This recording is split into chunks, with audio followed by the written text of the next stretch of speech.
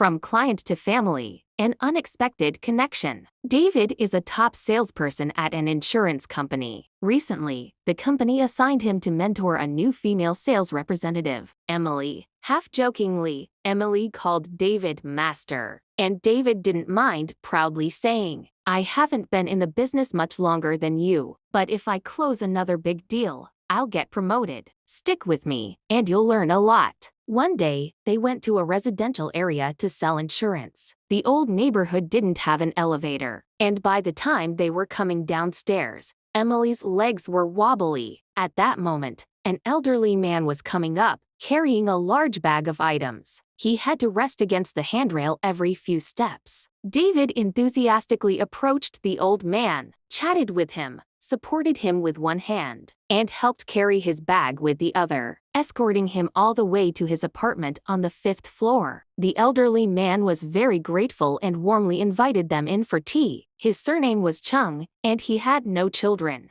David chatted with Mr. Chung, asking many questions and enjoying the conversation. As they left Mr. Chung's home, David said to Emily, "Don't just play on your phone. Our country is now entering an aging society, and the elderly are our main customer base." 2 days later, David took Emily to visit Mr. Chung again. Downstairs, he bought a bag of plums. Emily asked, "Why did you buy this? These are very sour. Mr. Chung might not be able to eat them." David replied, "I guarantee he will like them." Emily was skeptical. Unexpectedly, Mr. Chung was delighted to see the plums, saying he had loved them since he was a child. After leaving Mr. Chung's home, Emily curiously asked David how he knew Mr. Chung liked plums. David explained, "Last time, among the things I helped him carry was a bag of plums. Since Mr. Chung lives alone, the plums must be for himself." Observing carefully and understanding what potential customers like is an important step towards our success. After that, David frequently visited Mr. Chung, each time bringing something the old man liked. As the visits increased, Emily didn't understand, thinking, "Mr. Chung is a lonely old man. How much can he spend on insurance? Is it worth investing so much time and effort?"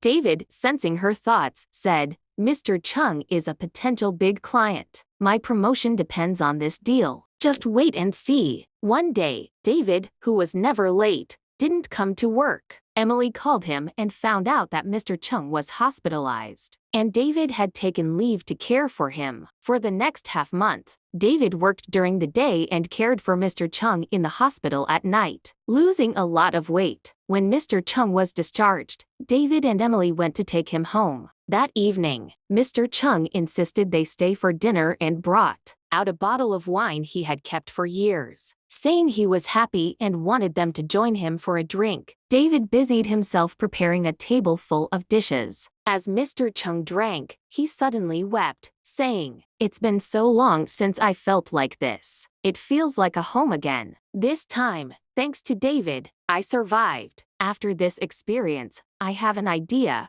but I'm embarrassed to say it." David quickly asked what his idea was. Mr. Chung hesitated and said, "I want to adopt you as my son. You've taken such good care of me that I've come to see you as family. You talked to me about financial management and insurance. I have some savings and want you to manage them for me. I don't have any special requirements, just that you take care of me like family. Will you agree?" David and Emily were stunned. After a long pause, David, excited, said, "My father passed away early. Having you as a father would make me very happy." He then helped Mr. Chung to a chair, respectfully called him Dad, and kowtowed 3 times. Mr. Chung was overjoyed and handed David a key, saying, "Son, this is the key to the front door. From now on, this is your home." Emily watched with tears in her eyes. After that, David visited home almost every chance he got. Emily went a few times too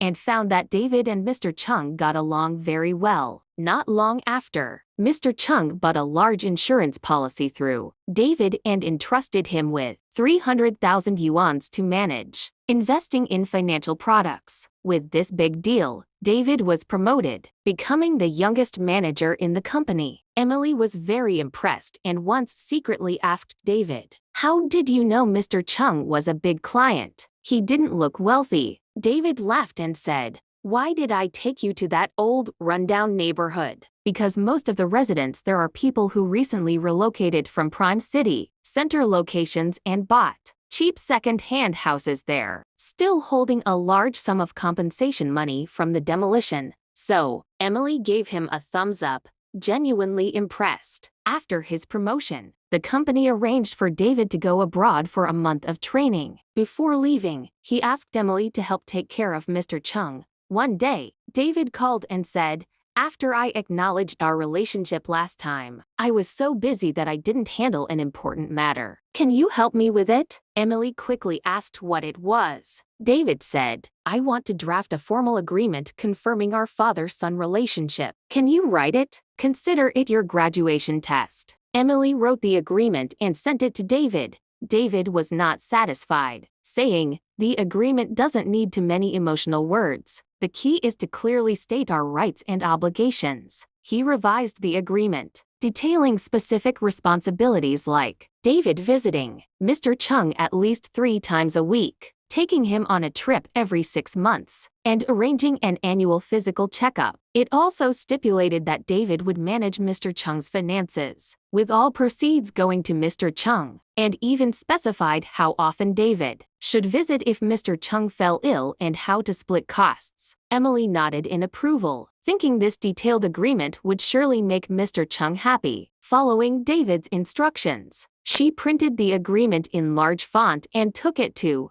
Mr. Chung. Was cooking and waved her off, saying, "Leave it there, I'll read it later." With David away, Emily was swamped with work and hadn't visited Mr. Chung for a while. When David returned from his training, he looked upset. He handed Emily an envelope, and she was shocked to see it was a court summons. Mr. Chung had sued David, accusing him of fraud and demanding to end their relationship and return the money used for insurance and investments. Emily said, "How could this happen? That agreement was very favorable to him. What could he be unhappy about?" David sighed, "I can't believe it either. While I was abroad, Dad once asked if I was deceiving him. I thought he was joking. The next 2 times we talked, he demanded I return the money immediately. I explained the money was invested and couldn't be withdrawn before maturity. This convinced him I was cheating him, and he decided to cut ties. I thought he was just angry and never expected him to sue. If the court forces the investment to be withdrawn,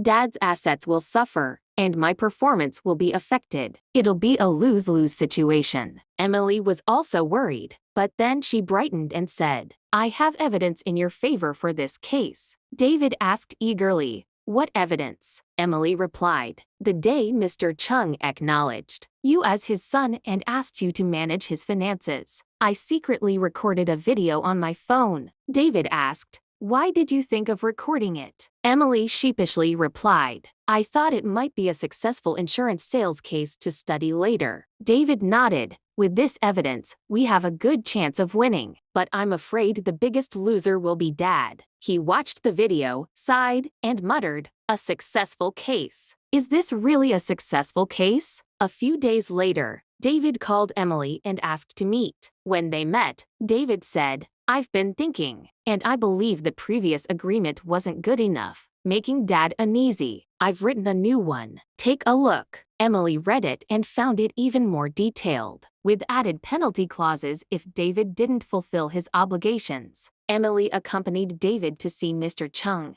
At Mr. Chung's door, they knocked, but no one answered. David tried his key, but it didn't work as the lock had been changed. David looked dejected and was about to leave when a voice behind them said, "If you have something to say, come in." It was Mr. Chung, looking equally unhappy. Inside, David respectfully greeted Dad and handed over gifts from abroad. Mr. Chung snorted, neither acknowledging nor accepting the gifts. David sincerely said, "Dad, I know the last agreement wasn't good enough and made you worry. I've rewritten it. Please look at it, and if you're not satisfied, I'll revise it again." Mr. Chung glanced at the agreement and suddenly burst out, "Another agreement? Do you know what makes me angry? It's this damn agreement. If you really considered me your dad, would you stipulate how many times a week you should visit? It shows you never saw me as your father. You were just selling insurance. This paper makes me feel less secure, and I can't sleep, feeling deceived. When the district judge visited our community, I sued you. I want you to return my money. David was stunned. After a long pause, he choked up and said, Dad, I realize my mistake. Initially, I treated our relationship as a business deal, but gradually, I enjoyed spending time with you, chatting and doing chores. I found myself rushing here after work, proudly telling colleagues, I'm going home. My dad is waiting. I truly considered this my home. Dad, I know you won't believe me now. I agree to end our relationship and return your money. Emily was wide-eyed. Master, think carefully. You can win this case. David said, I know I can win. If it were a regular client, I would fight in court. But I don't want to face Dad in court. Dad, let me call you that one last time. Tomorrow, I'll bring the documents for you to sign and return your money. He smiled bitterly at Emily. Don't call me master anymore. What you've learned from me is a failed case. I always taught you how to write detailed contracts. But now I understand some things can't be guaranteed by contracts. The next day, Emily and David brought the documents to Mr. Chung's home. They knocked, but no one answered. David checked the lock, then tried his key, and it opened. The lock had been changed back. Mr. Chung wasn't home, but there was a note on the table. Son, I'm no longer angry. I went grocery shopping. You two have lunch at home. David called out, Dad, and couldn't help but cry.